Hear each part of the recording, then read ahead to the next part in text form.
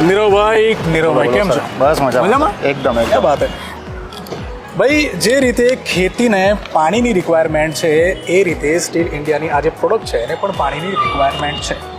જે સ્ટીલ ઇન્ડિયાની અલગ અલગ પ્રોડક્ટ યુઝ કરી રહ્યા છે. આપણી પાસે અત્યારે મિસ્ટ બ્લોવર છે અને આને શું કહેવાય છે સર એક્ઝેક્ટલી આ પ્રોડક્ટનું નામ? SR 450 છે. SR 450 એટલે SR 450. અત્યારના સમયની અંદર કેવું હોય છે કે એક ખેડૂત જ્યારે ખેતી કરતો હોય છે ત્યારે એના એડવાન્ટેજ પણ ઘણા બધા છે, ડિસએડવાન્ટેજ પણ ઘણા બધા છે. આજના સમયની અંદર ઘણા લોકો કે જ્યારે શોધતા હોય છે ત્યારે મેન પાવરની ક્યાંક કમી લાગતી હોય છે. તમે એ ક્યાંક ફેસ કર્યું હતું કે જેને લીધે તમને લાગે છે કે આ એક મશીનથી હું બધું જ કરી શકું? હા, બિલકુલ. આમાં મેન પાવરનો બહુ ઓછો જે છે આપણને લાગે છે. એક જ માણસ આને બહુ સારી રીતે હેન્ડલ કરી શકે છે.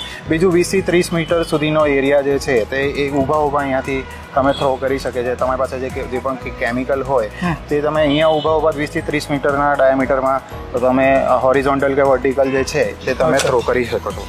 SR 450 ની જો વાત કરવામાં આવે તો if I am not wrong આની જે ટાંકી છે જી કેમિકલની એ લગભગ 13 લીટરની. હા, આ 13 લીટરની ટાંકી છે. ઓકે. અને આની અંદર અમે સમજો ને કે 1 લીટર પેટ્રોલની અંદર લગભગ 1.5 કલાક સુધી અમે કામ કરી શકીએ છીએ, જે મેં માપ્યું છે જે રીતે.